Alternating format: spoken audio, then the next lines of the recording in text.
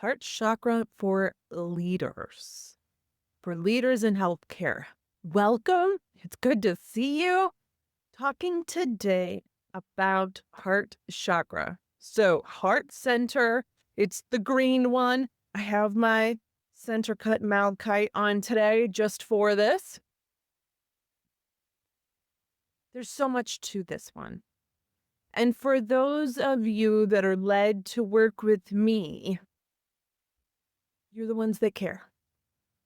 You're the ones that lead from your heart. You're the ones that are in healthcare because you truly want to help people. You're the ones that want to be the caring and compassionate resource that your patients trust, that they come to looking for help. I'll help you do more of that. I'll help you be the provider that gets to actually listen to them, that encourages them to actually speak what they're experiencing, not give you the answers they think they're supposed to give you. We hear patients do this. Well, I don't think I'm supposed to say this, but awesome. I want to hear what you got. If there's one thing that could be better, what might that one thing be? Yeah, keep talking. It doesn't have to make sense. It's okay. Keep talking. Now, I encourage you to do this with your patients, but I encourage you to do this with you. And you're going to hear me, those of you that have worked with me, know that I encourage you to do this with me a whole lot too. Awesome. It doesn't have to make sense. Just speak it out loud. Think out loud. It's okay. And tell me more about that. Yeah, absolutely. Tell me more about that. Great. That's great to get that out. That's an important piece. Keep going. Heart chakra is about caring and it is about love. And it's about love that starts with you. So, this is the foundation of what I teach. I talked about root chakra being the foundation, and that's true. And that's feeling safe within you. And that's creating an environment where you're safe so you can do this work and begin to love you and begin this personal reflection. But heart chakra, loving you, owning all of who you are, that's the foundation for all of this. So, yes, these go hand in hand. Yes, these are not always so separate. They are and they're not. I talk about an authenticity as providing for and protecting the space for your values, your dreams, your desires, your full expression. That's the next one. That's throat chakra. We're going to talk about that more there. But heart chakra is you loving all of you, not just the parts of you that you think that you're supposed to be, that you think that somebody else wants to care about, love, cherish, love, respect, but actually owning all of you. My sister made a comment the other day that I didn't expect her to be any different, and she loved visiting because she knew that she could just be herself. Man, what a thing is that? You get to be that for you. Now, she is that for herself. She's learned that for herself. That's not an easy thing to do. Here's what I see so many teachers do that I was taught this, and I talk a lot about this, that I think needs to be flipped. And that is, we teach so often, just be you, just be you. But then how do you do that with your patients, with your administrators, with your friends, your family, your partners, your colleagues, your team? Foundations of an Empowered and Authentic Relationship is a program I gift to everyone. It is a part of the core collection. That's true.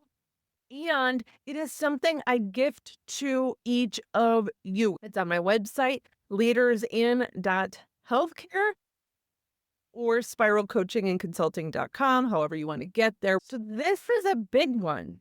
Releasing you We talked about this with safety too, but releasing this idea that it is your job to keep those outside of you comfortable. That's their job to have their own back. This is yours to give them their power back. Oop, that's not mine. That's yours. Now, there's this thing in the Midwest, and those of you that live there know about it. Minnesota nice. But here's the thing, it's Minnesota nice to your face. Right? We need to make a pretty facade. We need to keep everything pretty on the outside. We do this in healthcare too. The white walls and the white floors and the smell of the cleaners down the hallways. But healthcare is messy.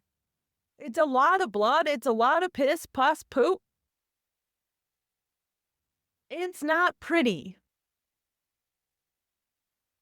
Diving down, you see so many healthcare providers or healthcare leadership trainers talk about the end result, right? Well, you do this and then you do this, and then this is the proven method for starting your own practice that's been happening for the last 70 years.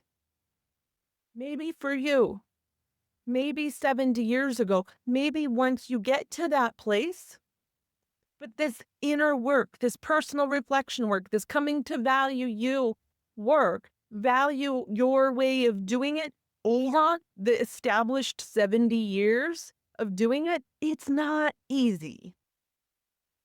And for those of you that lead this way, those of you that have this much heart, those of you that are the brilliant new leaders of this new era in healthcare, it's required for you. Because if you keep trying to do it someone else's way, it's insincere. People can tell. People can tell. You're going to start overcompensating. You're going to react anytime somebody says anything about the thing. It's going to be ingenuine. It's going to be inauthentic. And you feel it in your gut.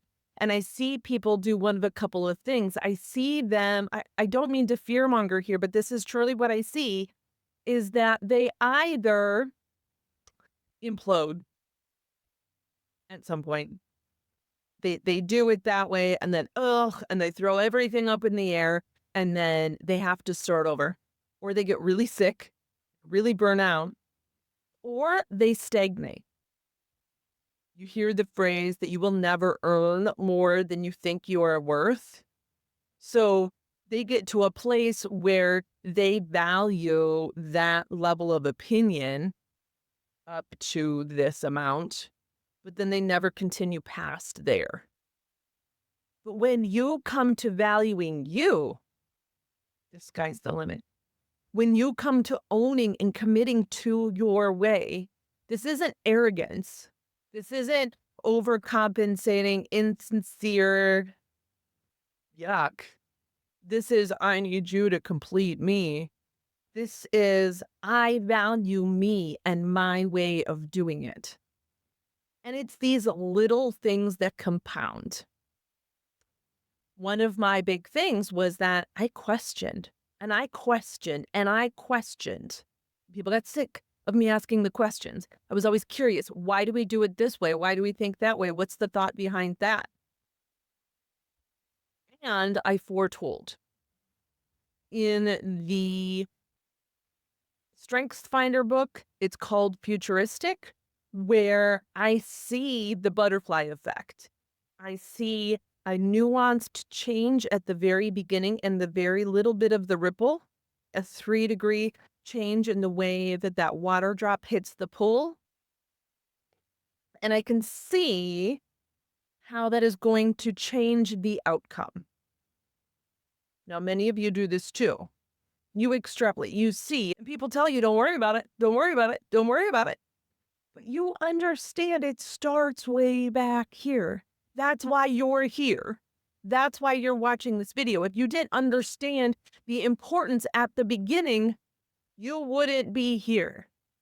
Coming and diving into these depths that sometimes aren't as pretty, that sometimes get real messy in there, that isn't the glossed over look it's supposed to have, isn't the professional way it's supposed to be. Keep asking those questions. Keep having awareness of the nuances at the very beginning. Keep doing this deep work. Most people won't do this. Most people won't do the however many hours of content that is the core collection. And it is diving down. This is not the quick fix. It's not intended to be. This is realizing what it is that is you, and then coming to own that and giving yourself the space to do that. This is realizing that when I started talking about authenticity and confidence many years ago, that I didn't own the spiritual part of my process yet. I didn't think I knew enough about it to talk about it. I didn't think that I could talk about authenticity and confidence and do it in a professional room and then also talk about this spiritual stuff. So when I would get to that place in my process, I would fill it in with some generic word, but it was never authentic. It was never sincere. It was never genuine. And people could tell there was just something that felt off about it. It wasn't what I truly believed in. It wasn't what I actually valued. Now, I've grown. I A, can speak to the deep spiritual work about it, or B, I can talk about the personal reflection piece. I can speak about the urges or the nudges or the um, kind of way that things pop in your mind sometimes when you're in the shower. And or I can speak about the animal medicine, about the thing that this is deer medicine, loving yourself, loving all of who you are. And I'm aware of the surroundings, and I choose when I speak about which. I choose. And sometimes it will come up in an unexpected place to mention or drop in this little seed of the thing when you don't expect it. And I have come to trust that I've got my back no matter what. If that backfires, cool. If that is exactly what somebody needed to hear, cool. And I have come to know that's when it least makes sense is when it most works. The next thing on this, I spoke to Ian Lux, and I am re-recording Say Yes to You, the program in the core collection. And I speak in there about Monster Trainer. Monster Trainer was my core program for a long time, was this idea of owning the monster within and not squashing that energy, but learning to direct that energy, becoming aware of it, realizing that when you let who you're not supposed to be out of the cage, it is the strength that supports you. It is not the monster to put in chains. This is the monster that you've caged, the who you're not supposed to be. Now, there's some of it that you let out, but there's more. That's this passive aggressive tendency in the Midwest that I can't be too much of a bitch and I can't be too greedy and I can't be too much of a spiritual woo-woo and I can't be too casual and I can't be too high maintenance and I can't be whoever it is you're not supposed to be. That is your strength. That is your uniqueness. That is your specialty. Take that out of the cage. Because I can tell you that the opposite of that thing is what you're doing. So If you're not supposed to be high maintenance, then you are trying to be low key, casual, easy going to the place where you're not setting the boundaries required for you to set for you to have your dream practice. This is important. If not being greedy is your thing, not being in it for the money is your thing that you can't be, then you aren't valuing you enough to make your practice profitable enough to stay open. Then you are sabotaging your financial situation. And money mindset work is where you need to go. I've got some books. Let me know. Whenever it's not, you're not supposed to be, that is your specialty. But when you see high maintenance kept in a cage, then you're like low key and low key and low key and easy going and easy going and easy going until holy shit, you're not. And you freak out and you lash out. I talked a little bit about this the other day when we have this big dream and we say, I just want this much. I just want this much. I just want to have clean water. I just want to have my shower in the morning. I just want to have a bathroom for the first thing of the day. I just want to have my beanie. I just want to have my glass of wine at night. I just want to have, and you hold on to that and you cling on to that because you've given up all of this that is your desire, that is your dream. So then when this doesn't happen, you miss that all of that did. You've created all of that. You've done incredible things. Heart chakra is value. It is you valuing you.